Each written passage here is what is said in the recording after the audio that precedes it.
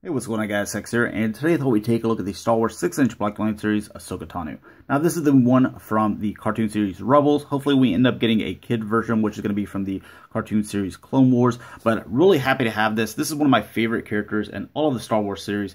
So, wanted to do her first, even though I have other figures that have come in that are actually numbered ahead of her.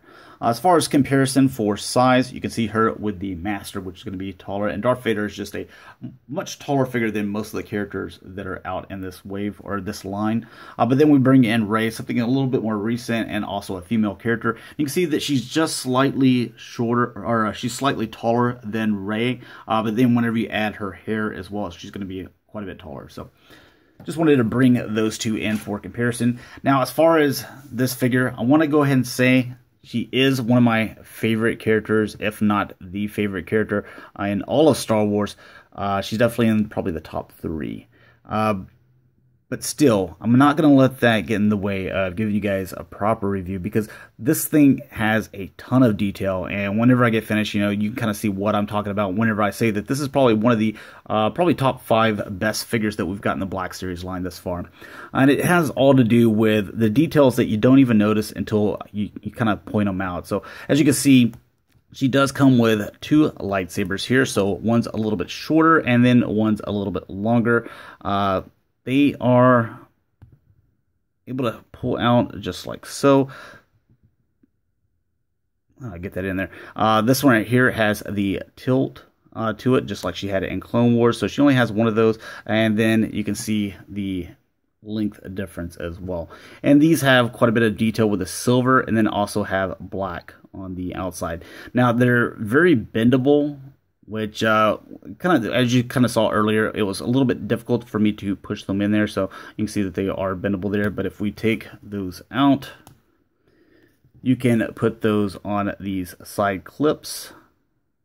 However, that would go in there, and this one can go on here. So you can display it this way if you wanted to as well. Make sure I don't lose those. As far as other details go, you can see here with the gauntlets, so just kind of bring it in here, you can see there's some nice silver paint on there, some yellow, and then you have yellow and orange or red painted there. Here on the chest armor, you can see that there's some nice silver paint going around there. Now, it's not supposed to be kind of like a steady line, or at least I don't think so, where it's like she's had a little bit of battle damage, so I think it looks kind of cool there. Then whenever you look at the face is pretty much dead on to what we see in Rebels.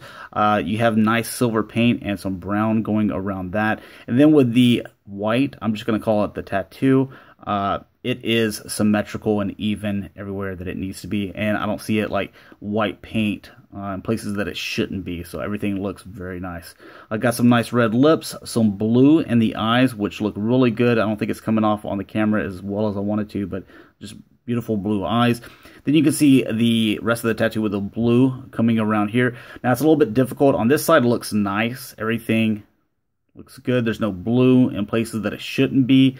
But since they're putting the blue on top of the white, I can imagine that you're going to run into some problems on some of them.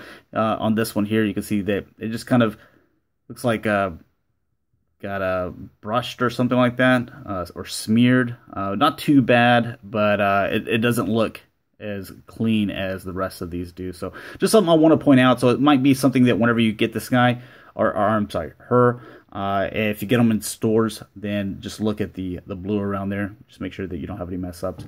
Looking on the back, everything as well looks very nice and uniformed, the way that it should.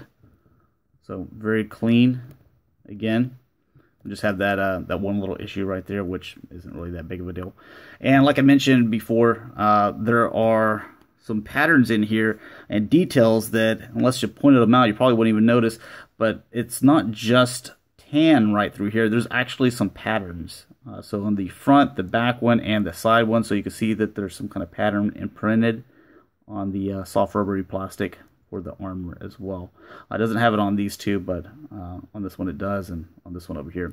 Then you can see there's brown paint going around. The silver is painted. So, I mean, they could have just as easily left that brown as well, but no, silver on the brown on top of the tan. And then there's silver paint going around each one of these armor pieces as well as you did with the top, so I think that's really nice. And then again, silver with the loop there and with the little buttons there on the side. So again, ton of paint apps.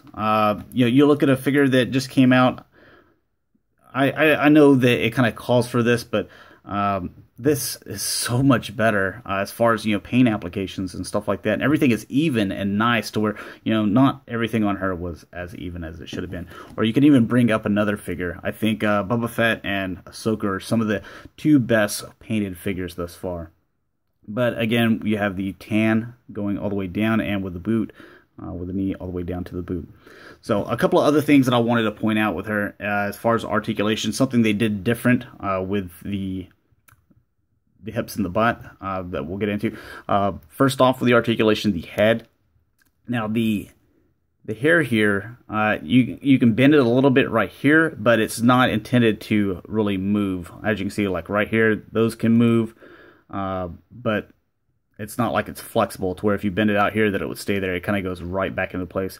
So the head, it does, kind of tilt side to side, as you can kind of see right there, and it will rotate a little bit there, about as much as it needs to.